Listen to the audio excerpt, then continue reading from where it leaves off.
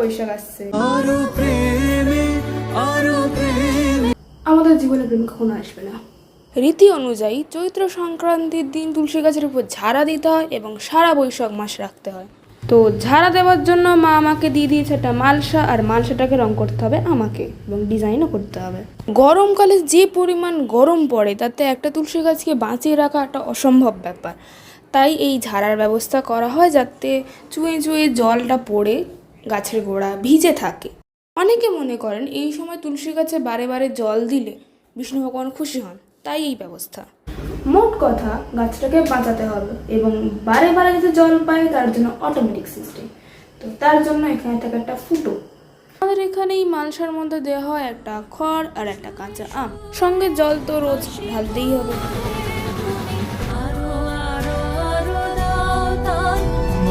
আরো